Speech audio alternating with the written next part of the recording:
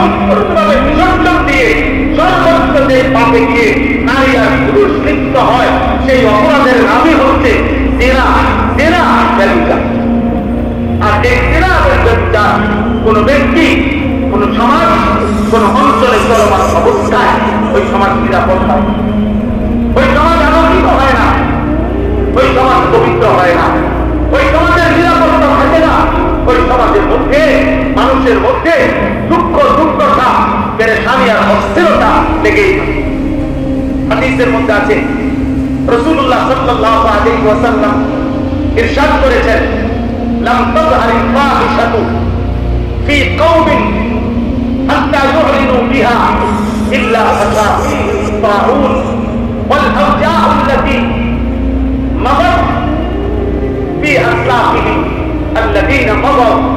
নবী সাল্লাল্লাহু আলাইহি ওয়াসাল্লাম বলেন, কোন কওমের মধ্যে যদি জিনা এবং ব্যভিচার ছড়িয়ে পড়ে, নারী পুরুষের অবাধ মেলামেশা ব্যাপকভাবে ছড়িয়ে পড়ে, হারাম চলাফেরা যদি ছড়িয়ে পড়ে, হারাম সম্পর্ক যদি ব্যাপক হয়ে পড়ে, আল্লাহ কসম নবী বলছেন, সেখানে অবশ্যই মহামারী, দুর্ভিক্ষ, খাদ্যের অভাব, মানুষের জান মালের নিরাপত্তা বিঘ্নিত হয়ে যায় এবং এমন এমন মুসিবত দেখা দেয় যা পূর্ববর্তীদের মধ্যেও চুপ চুপ করে ছিল না, এবং নিত্য নতুন আযাব গজব এসে ওই সমাজের মধ্যে আপতিত হয়।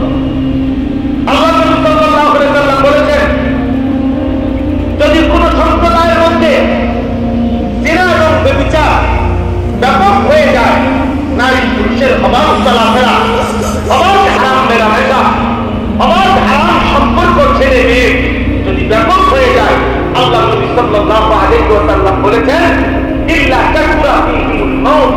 মুওয়াত্তা মালিকের হাদিস, সেখানে মৃত্যুর সংখ্যা, মানুষের মৃত্যুর সংখ্যা প্রচন্ডভাবে বেড়ে যায়, প্রচন্ডভাবে বেড়ে যায়। তাউন মহামারী দেখা যায়, বিভিন্ন রোগ ব্যাধি দেখা যায়। আজকের পৃথিবীতে এই কোনদিনও পৃথিবী থেকে বিচ্ছিন্ন হয় না। এটা নারী পুরুষের হারাম অবৈধ সম্পর্কের একটি চূড়ান্ত ভয়ঙ্কর মহামারীর নামই হচ্ছে এই, যা এখনো চলমান পৃথিবীতে। তাহলে প্রিয় ভাই আমার, প্রিয় বাপ আমার, আমরা কোরআনুল কারীমের মধ্যে এই সূরা নূরের প্রথম আয়াত, প্রথম বক্তব্য, প্রথম কথা আল্লাহ তাআলা শুরু করেছেন এই জিনার আলোচনা দ্বারা, এই ব্যভিচারের আলোচনা দ্বারা।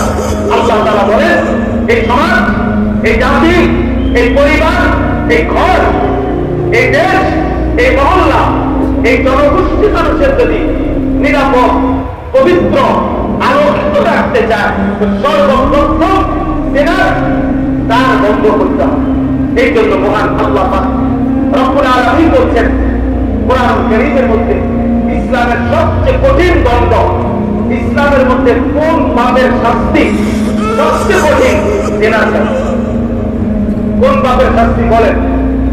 আমাদের বিশ্ববিখ্যাত মুফাসসির শাইখুল হাদিস দারুল উলুম দেওবন্দের শ্রেষ্ঠতম সন্তান, যিনি অল্প সময় পূর্বে ইন্তেকাল করেছেন, হযরত মাওলানা সাঈদ আহমদ পালনপুরি রাহমাতুল্লাহি আলাইহি, তার বিশ্ববিখ্যাত তাফসীর হেদায়াতুল কোরআন, এই হেদায়াতুল কোরআন তাফসীরের মধ্যে তিনি এই বিষয়ের উপরে লম্বা আলোচনা লিখছেন। একটা মৌলিক কথা বলছেন উনি, যে জিনা এবং ব্যভিচারের শাস্তি আপাত দৃষ্টিতে বাহ্যিক দুনিয়াতে স্বাভাবিকভাবে কোনো মানুষ শুনলে হাসতে ওঠে, কাইবা ওঠে, লাভ পাইয়া ওঠে, কি ভয়ঙ্কর শাস্তি, কি ভয়ঙ্কর। কিছু কিছু ভদ্রলোক সভ্য পৃথিবীর আধুনিক দাবিদার ওরা ইসলামের জিনার শাস্তি আর ব্যভিচারের শাস্তি দেখলে হাসতে ওঠে, বলে কি বর্বরতা, কি জঘন্যতা, কি মারাত্মক শাস্তি।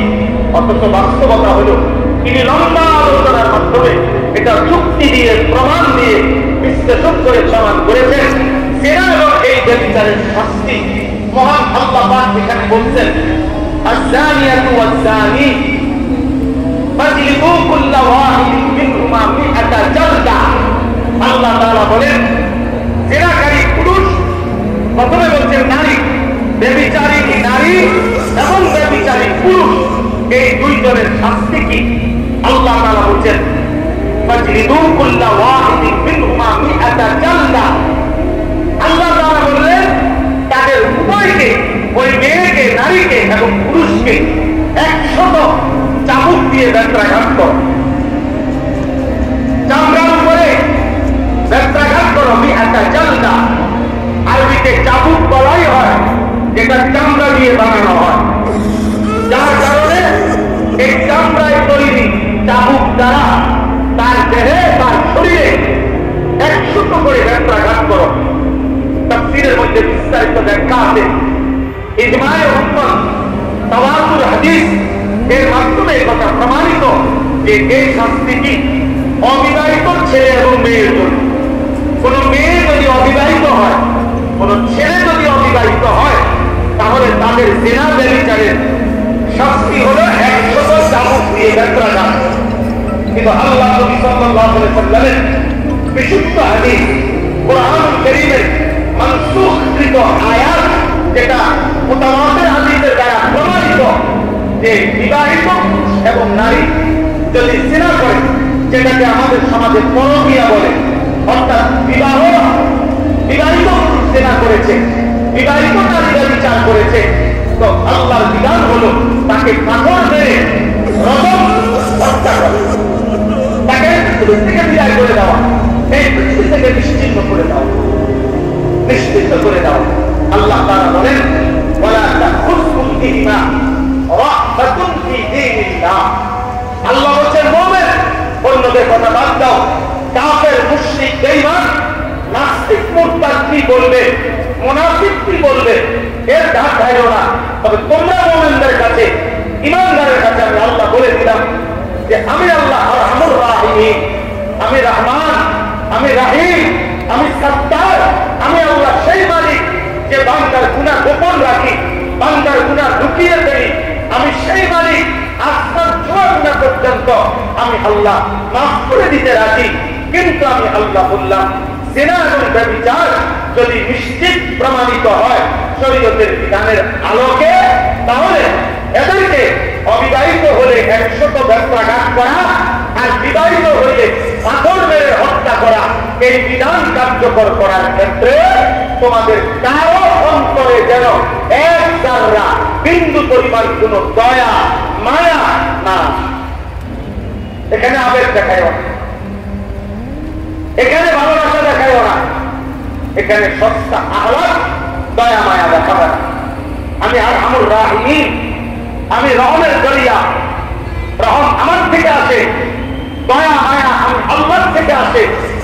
আমার সিফাত দয়া মায়া, সেই দয়া মায়ার সিফাত আমি রহমান রাহিম, আমি সিদ্ধান্ত নিই। এমন চোখ